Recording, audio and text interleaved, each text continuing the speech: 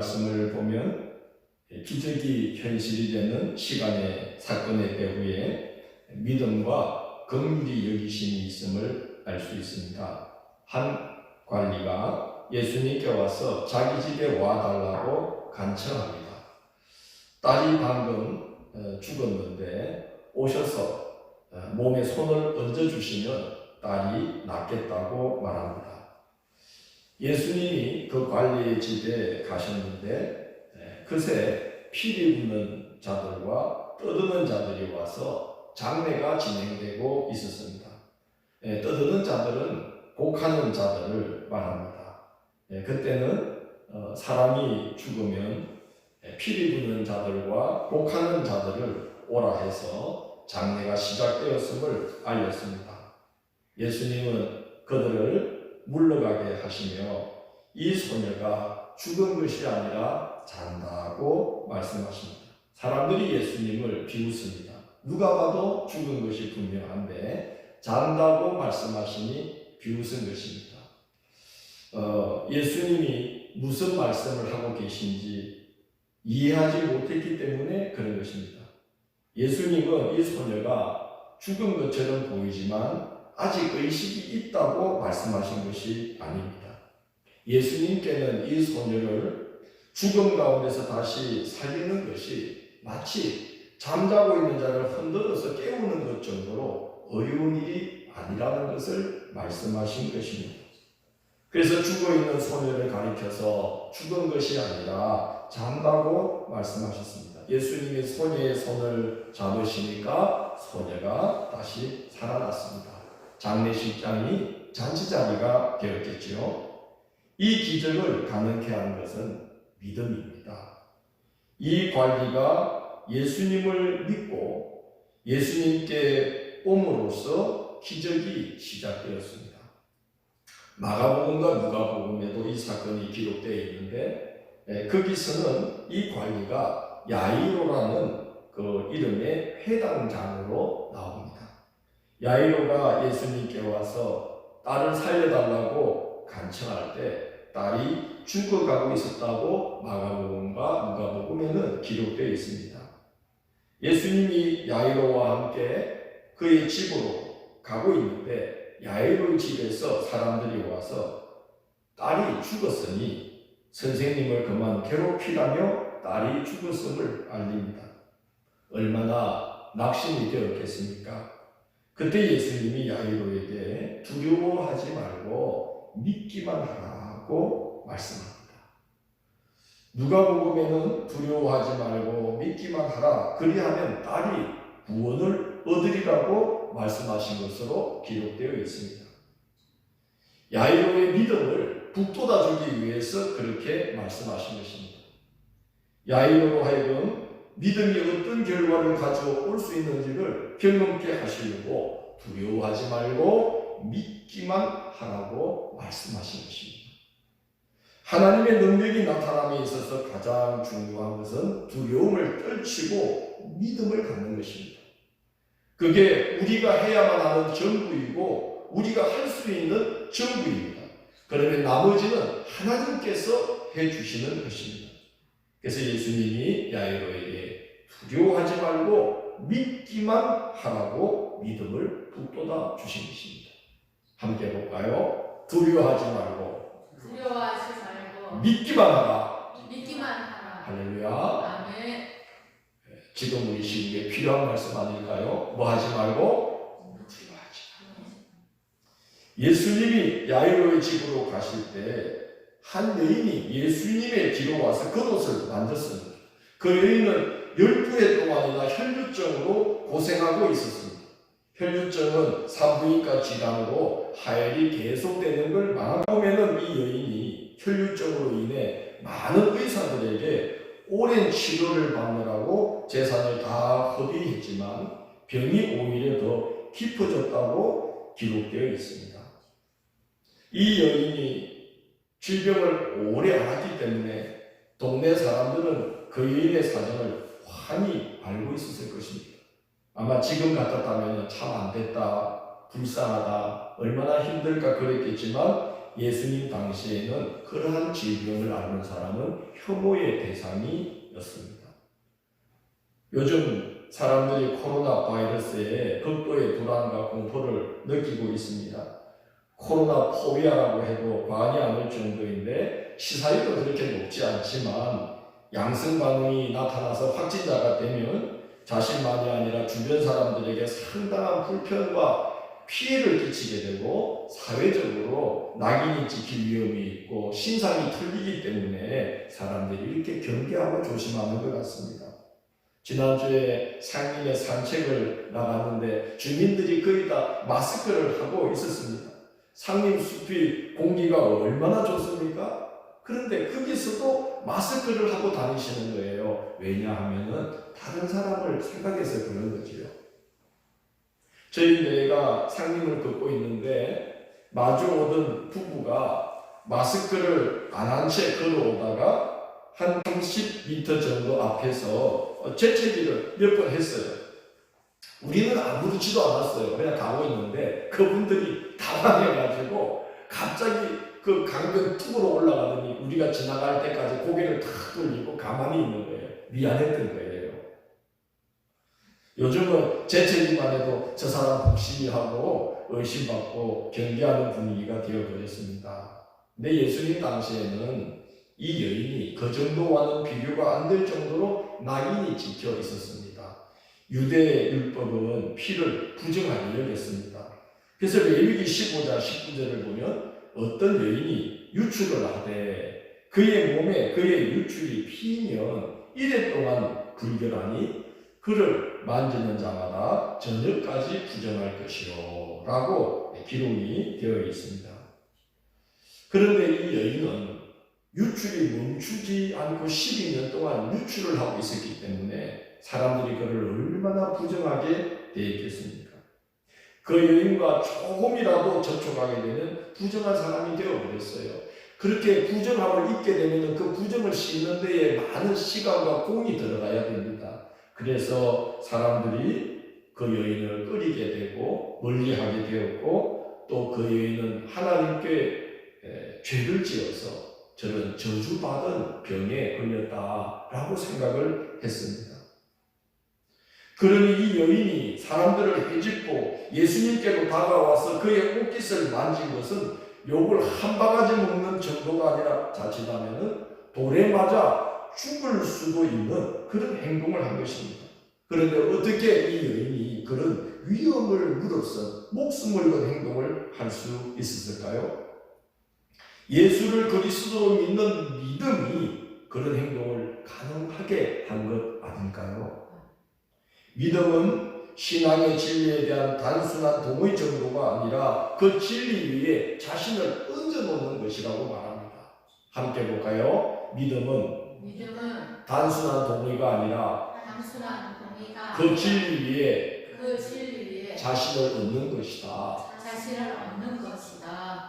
이 여인은 그분의 겉옷만 만져도 내 병이 나을 것이라고 정말 믿었고 그 믿음에 자기를 얹어놓은 것입니다. 예수님은 그 여인의 믿음을 아셨어요. 그래서 내 믿음이 너를 구원하였다고 선언하십니다. 예수님이 말씀하시자 그 여인이 즉시 병에서 노임을 받게 되었습니다. 오늘 본문에 예수님께 고침받은 두 맹인의 이야기가 나오는데 예수님은 그들을 고쳐주실 때에도 내가 너희 이 일을 할 줄을 믿느냐 하고 물으십니다. 믿음을 확인하신 후에 너희 믿음대로 되리라고 선언하시자 그들의 눈이 밝아졌습니다. 믿음으로 예수님께 나아가면 예수께서 불쌍히 여겨주십니다. 오늘 본문 마태복음 9장 35절을 보면 예수님이 도시와 마을을 두루 다니시며 회당에서 가르치시고 천국복음을 전파하시고 모든 병과 모든 약한 것을 고치시는데 그렇게 하신 이유를 36절이 기록하기를 무리들이 목자 없는 양과 같이 고생하며 기진하여 예수께서 불쌍히 여기셨다라고 기록이 되어 있습니다. 예수님의 마음은 하나님의 마음에 닿아 있습니다. 불쌍히 여기고 긍휼히 여기는 것이 하나님의 마음입니다. 지금 예수님이 그 무리들을 보시는 것은 하나님의 마음입니다. 이스라엘 백성들이 이집트의 노예사회에서 구원받는 출애굽의 역사도 하나님께서 그들의 형편을 불쌍히 여기고 긍휼히 여기심으로부터 시작이 되었습니다. 그때의 하나님의 마음이 어떠했는지를 출애굽기 2장 23절에서 25절에 이렇게 기록되어 있습니다. 이스라엘 자손은 고된 노동으로 말미암아 탄식하며 부르짖으니 그 고된 노동으로 말미암아 부르짖는 소리가 하나님께 상달된지라. 하나님이 그들의 고통 소리를 들으시고 하나님이 아브라함과 이삭과 야곱에게 세운 그의 언약을 기억하사 하나님이 이스라엘 자손을 돌보셨고 하나님이 그들을 기억하셨더라. 이렇게 기록되어 있습니다.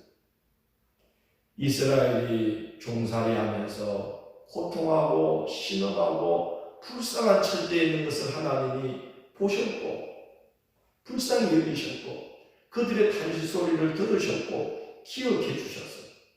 이제 그들을 도우시려고 하강하시는 그런 기록인 것입니다. 지금 예수께서 당신 앞에 모여있는 백성들을 바라보시는 마음도 하나님과 같은 마음이었습니다. 목자 없는 양처럼 고생하며 기진한 그들을 불쌍히 여기셔서 하나님 나라의 진리를 가르치시고 천국 복음을 전파하시며 그들의 영혼을 위로하셨고 모든 병과 모든 약한 것을 고쳐주시며 그들의 육신과 그들의 육신의 연약함까지도 치료하시며 위로하셨던 것입니다. 예수님 당시에 바리새인과 서기관들 제사장들은 백성들을 불쌍히 여기지를 않았습니다. 율법을 지키는 자는 의인이라고 지켜 세우고 율법을 지키지 못하는 자는 죄인으로 낙인을 찍었습니다. 병든 자, 창기, 세리, 떠도는 행여자들처럼 삶의 하자가 생긴 자들을 가리켜서 하나님께 저주받은 자들이라고 정죄했습니다. 그들은 입만 열면 하나님을 말하고 있었지만 그들의 마음은 하나님의 마음에서 너무나 멀어져 있었습니다. 하나님은 그런 자들, 삶의 하자가 생긴 자들, 고통 가운데 있는 자들, 버림받은 자들, 낙인 찍힌 자들, 이런 자들을 하나님은 너무나 불쌍히 여기시고 긍휼히 여기시는 거죠. 그게 하나님의 마음입니다. 그렇게 볼 때에 이 예수님 당시에 바리새인과 서기관과 제사장들은 이건 진짜가 아니라 가짜예요. 위선이에요. 거짓인 것입니다. 왜냐? 하나님은 절대로 그런 자들을 정죄하거나 낙인 찍거나 그러지를 않았던 겁니다. 이번에 신천지에 있다가 신천지를 빠져나온 분들의 증언을 들어보니까 신천지가 전도할 자를 포섭할 때에 등급을 A, B, C로 나눠서 관리했다고 합니다. C급이 있는데요. 이 C급은 가급적 기피해야 할 대상이라고 하는데 누가 그러냐면은 장애인이라든지 궁핍자, 그러니까 아주 가난한 자죠. 그런 자들을 C급 대상 중에 한 부류로 넣어놨다는 거예요. 그런데 하나님은 그런 자들을 가장 소중히 여기십니다. 불쌍히 여기십니다. 긍휼히 여기십니다. 어제 성경 통독이 신명기 16장에서 19장까지였어요. 여러분 매일 모이지는 못하시지만 성전을 성전을 출입하지는 못하시지만 집에서 성경 통독을 계속 하고 계시리라고 믿습니다. 이건 지금 계속 하시라는 압력입니다. 어제 성경 통독이 신명기 16장에서 19장이었는데 16장을 보면 절기에 대한 말씀이 나옵니다. 7절절과 초막절 절기에 대한 규례를 말씀하실 때에 절기마다 하나님께서 공통적으로 요구하시는 말씀이 있었어요. 이런 말씀입니다. 노비와 내 성중의 객과 고아와 과부와 함께 내 하나님 여호와께서 자기의 이름을 두시려고 택하신 곳에서 내 하나님 여호와 앞에서 절로할지니라고 말씀합니다. 무슨 말씀입니까? 절기가 되면 성전에 나와서 하나님께 구별하여 바칠 부분을 구별하여 드리고 제사장의 몫으로 돌릴 것을 돌리고 그 나머지는 너희들이 너희의 성읍에 가장 어려운 자들, 불쌍한 자들을 다 불러 모아서 한상 그 차에 차려서 그들을 배불리 먹이면서 함께 즐거워하는 것입니다. 그러면 내가 너희 땅에 길이길이 복을 내릴 것이라고 하나님이 약속해 주십니다. 그 절기를 지키는 것 중에 가장 중요한 것, 계속 반복되고 있는 말씀이 성회로 모이라는 것과 하나님을 섬기라는 것과 그리고 너희 성읍에 가장 어려운 자들을 불러 모아서 그들을 즐겁게 하라는 말씀입니다. 예수님도 말씀하셨어요. 너희 중에 지극히 작은 자 하나에게 한 것이 곧 누구에게 한 것이라? 나에게 한 것이라고 말씀하셨습니다. 지극히 작은 자는 사회적으로 존재감이 거의 없는 자들, 무시당하고 배척당하는 자들을 가리킵니다. 그러니 신천지가 예수님이 자기와 동일시 여겼던 그 지극히 작은 자들을 깊이 대상으로 여긴 것을 보면 그들은 진짜다 가짜다 가짜다. 그들은 진실되다 위선자다 위선자다. 그들은 거짓말하는 자들이다. 하나님에게서 머리도 한참 놓은 자들이다. 그런 확신을 갖게 됩니다. 불쌍히 여김과 긍휼히 여김이 하나님의 마음이요 예수님의 마음입니다. 그렇기 때문에 우리가 어려움 속에서 정말 믿음을 갖고 하나님 앞에 간구하고 하나님께로 나아간다면 하나님께서 얼마나 더 불쌍히 여기시고 긍휼히 여기시겠습니까? 하나님의 마음의 본질이 뭐라는 거예요? 불쌍히 여기고 긍휼히 여기는 거라는 거예요. 야, 너는 큰 죄인이 나한테 오냐? 너 지금까지 어떻게 행했는 줄 모르고 지금 나한테 와서 복을 비냐? 이러시는 분이 아니라는 거예요. 하나님의 마음은, 그의 아들 예수 그리스도의 마음은 우리를 불쌍히 여기고 긍휼히 여기는 마음인데, 우리가 공부한 가운데 믿음을 가지고 주님 앞에 나온다면 얼마나 더 긍휼히 여기고 불쌍히 여겨주시겠느냐 하는 것입니다. 예수님은 딸을 잃은 아버지의 마음을 헤아리시고 그 아버지를 불쌍히 여기셔서 그의 집으로 그 야이로와 함께 걸음을 막 재촉해서 가십니다. 그 예수님 마음 느껴지지 않습니까? 12해 동안 혈루증을 앓은 여인을 불쌍히 여기시되 그가 그토록 오랫동안 부정한 사람으로 취급받아 눌려 지낸 것을 더 불쌍히 여기신 것 같아요. 이 여인이 예수님의 옷깃을 만질 때 예수님은 전혀 모를 거라고 생각했어요. 왜 그랬겠습니까? 성경에 보면 수많은 무리가 예수님을 에워싸고 밀치면서 예수님을 이렇게 가까이 가려고 했기 때문에 누가 누군지 알 수가 없지요. 그래서 이 여인은 내가 예수님 옷깃을 만져도 예수님 모를 거야 생각하고 예수님 옷깃을 만졌는데 예수님은 아신 거예요. 누가 내 옷깃을 만졌다라고 제자들에게 말을 했어요. 여인이 깜짝 놀란 거예요. 아, 내가 이렇게 부정한 사람이, 모든 사람이 나를 다 부정하게 봐서 나를 피하는데 내가 예수님 옷깃을 만졌으니 얼마나 놀랍고 두려웠겠습니까? 부정한 사람으로서는 해서는 안 될 일을 한 거예요. 돌에 맞아 죽을 짓을 한 거예요. 그런데 예수님은 그 여인의 마음을 아시고 불쌍히 여기시며 병을 고치기 전에 하신 말씀이 따라와라 안심하라. 그 두려워하는, 미안해하는, 죄스러워하는 그 여인을 하나님 불쌍히 여기시고 예수님이 위로해 주십니다. 그래서 따라 안심하라 하고 그 여인을 예수님이 먼저 위로하시고 그 여인의 병을 고쳐주십니다. 저는 그 여인의 질병도 고침받았겠지만 그 눌려왔던 12년 동안 자기 스스로도 나는 저주받은 자야, 나는 부정한 자야, 그렇게 스스로도 여기고 있을 정도로 눌려있었던 그의 심령이 예수님 이 말씀 한마디에 치유받았을 것 같아요. 따라 안심하라. 그럴 때에 치유받지 않았을까 생각합니다. 그리고 두 맹인의 눈을 고치실 때도 그냥 말씀만으로도 예수님은 눈을 뜨게 하실 수가 있었어요. 근데 굳이 오늘 본문을 보면 예수님이 어떻게 고쳐주시죠? 그들의 뭘 만지시며? 가족만 앉아있다고 대답 안 하시면 안 되죠. 뭘 만지시며? 눈을 만지시며 그랬어요. 굳이. 아니 생각해 보십시오. 예수님이 능력이 있으셔서 가까이 올 거 없어. 거기 서 있어. 내가 말만 하면 너희들을 나을지어다 할 수 있어요. 근데 예수님이 그들을 가까이 오게 하시고 눈을 만져주셨어요. 그러면서 고쳐주셨어요. 이 병든 눈 때문에 그들의 존재 전부가 사람들에게 부정하게 여김을 받지 않았습니까?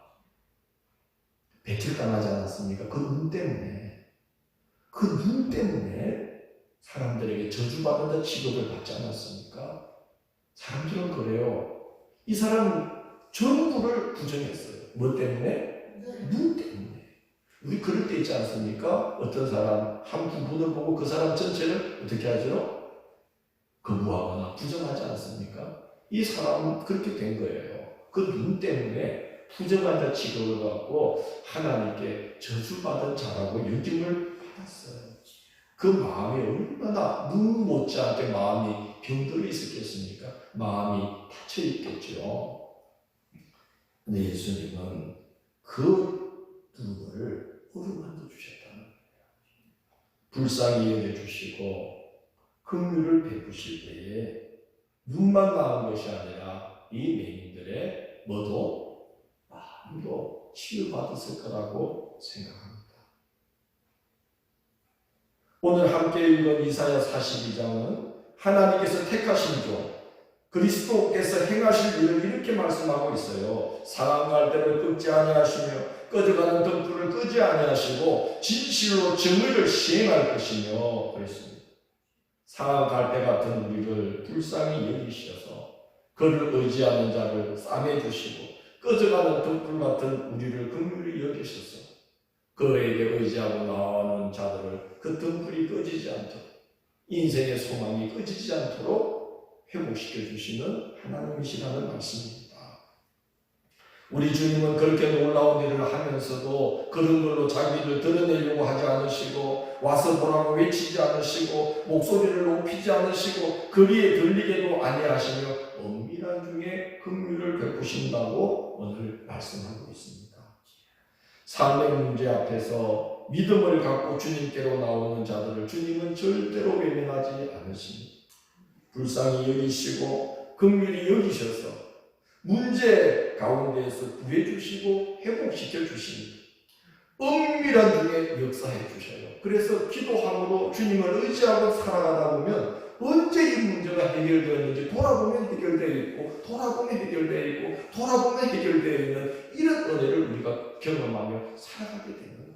왜? 하나님은 그를 의지하려고 나오는 자들을 어떻게 여기시고 불쌍히 여기시고 어떻게 여기시고 긍휼히 여기셔요. 은밀하게 거리에 들리게도 하지 아니하시며 외치지도 아니하시고 그렇게 은밀한 중에 놀라운 큰 은혜를 베풀어 주셔요. 그래서 여러분 기도하는 분들이 그 많은 경험을 이야기해요. 그냥 막 기도하면서 살아왔는데 어느 날 돌아보면 그 문제가 해결되어 있다는 거예요. 그냥 기도하면서 살아가는데 어느 날 보면 기도가 이루어져 있다는 거예요. 왜냐? 우리 하나님은 긍휼하신 분이기 때문에 불쌍히 여기시기 때문에 거리에 들리게도 하지 않고 목소리 높이지도 않고 봐라 내가 이 정도 일을 한다 한번 봐라 이렇게 사람들에게 시선을 다 모아놓고 일을 만드시는 게 아니라 기도하는 자를 하나님 불쌍히 여기시는데 은밀한 중에 그를 회복시켜 주시는 일들을 끊임없이 하시는 거예요. 그래서 어느 날 돌아보면 되어 있고 돌아보면 되어 있고 돌아보면 응답받고 돌아보면 하나님이 해결해 주시고 할렐루야. 우리 하나님은 그렇게 긍휼하신 분이고 은밀한 중에 꺼져가는 등불 상황할 때 끄지 않고 꺼지지 않도록 회복시켜 주시는 하나님이신 거예요. 우리는 모두 코로나 사태로 인해서 우리 모두가 힘겨운 나날을 보내고 있습니다.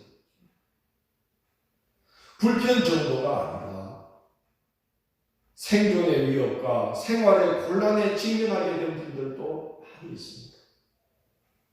전에는 나라에 환란이 생기면요, 모여서 회개하고 주님의 은총을 구하며 막 기도했어요. 그래서 어려운 중에도 우리가 힘을 얻었어요. 모여서 이 환란을 지나가게 해달라고 기도. 6.25 때 전쟁에 폭탄이 떨어져도 그 부산 지역에 그 많은 피난하는 사람들이 막 모여가지고 뜨겁게 기도하면서 나라를 회복시켜 달라고 그렇게 기도하면서 위로와 힘을 얻었다고 그래요. 근데 지금 이번 일은요, 더 어렵고요. 모일 수가 없어요. 모여서 기도라도 하면 힘을 얻겠는데 그러지도 못하는 상황이니까 얼마나 우리가 영적으로도 지진하겠습니까? 제가 오늘 아침에 교회 현관문에 이렇게 붙였어요. 이런 이유로 성전의 문을 한동안 닫습니다. 여러분, 그 목사가 교회 문을 활짝 오늘 예배드리러 오는 성도들을 맞이하려고 문을 활짝 열어야 될 목사가 그 문을 잠궈 놓고 그 밖에다가 그 벽보를 붙일 때 그 마음이 너무 착잡했어요. 우리는 참 힘든 시기를 지나가고 있습니다. 저마다 삶의 자리에서 우리의 죄와 허물을 회개하고 삶의 자리에서 우리가 정말 기도해야 됩니다. 회개하고 우리 인류가 범하는 탐욕과 파괴의 그 모습을 우리 그리스도인들이 대신해서 대표해서 회개하고 그리고 주님의 은총을 강구하면서 서로를 위해서 기도해야 될 때가 아닌가 생각합니다. 우리가 지금 잘잘못을 따지면서 그럴 때가 아니고 우리 서로 기도를 해야 되지 않겠는가. 좌우를 지금 따질 때가 아니지. 그렇죠? 우리가 정말 서로를 위한 불쌍히 여기는 마음으로 긍휼히 여기는 하나님의 마음을 품고 우리가 이 땅의 현실을 보면서 기도해야 되지 않을까. 여러분, 사람이 대단해 보여도 아무것도 아니잖아요. 눈에 보이지도 않는 이 바이러스 때문에 사람들의 삶이 일순간에 이렇게 무너지고 있어요. 이게 인간의 현실입니다. 그래서 우리가 얼마나 우리 인간이 허약한지를 이번에 자각하면서 겸허하게 주님을 의탁하고 기도하고 속히 이 환난에서 우리를 건져주시기를, 우리를 긍휼히 여겨주시기를, 불쌍히 여겨주시기를 우리가 기도하고 그렇게 서로를 위한 기도를 드릴 때에 하나님께서 우리를 불쌍히 여기시고 오늘 주께서 무리를 보시고 불쌍히 여기사 저들이 목자 없는 양처럼 기진한 것을 보시고 긍휼히 여기셨다 하는 것처럼 우리가 그렇게 서로를 위해서 기도하고 주님을 의지하면 하나님께서 우리를 불쌍히 여기시고 긍휼히 여기시고 이 어려움에서 우리를 건져내어 주시는 큰 은혜를 베푸실 거라고 믿습니다. 이 어려운 시기에 함께 기도하고 각 가정에서 각 일터에서 함께 기도하고 서로를 불쌍히 여기고 서로를 긍휼히 여기고 이 땅을 보면서 그리스도의 마음으로 긍휼히 여기는 자는 긍휼히 여김을 받는다. 예수님 말씀했습니다. 긍휼의 마음을 회복해야 될 때가 아니겠는가 생각합니다. 오늘 예수님 무리를 보시고 불쌍히 여기신다. 그리고 그들의 믿음을 보시고 대견하게 여기신다. 오늘 이 어려운 시기에 우리 주님을 향하여 마음을 열고 기도하고 서로를 위하여 주님을 기도하고 서로를 불쌍히 여겨서 우리를 긍휼히 여기시고 이 어려움에서 건져주시는 은혜를 입는 우리 모두가 되기를 주의 이름으로 고면합니다.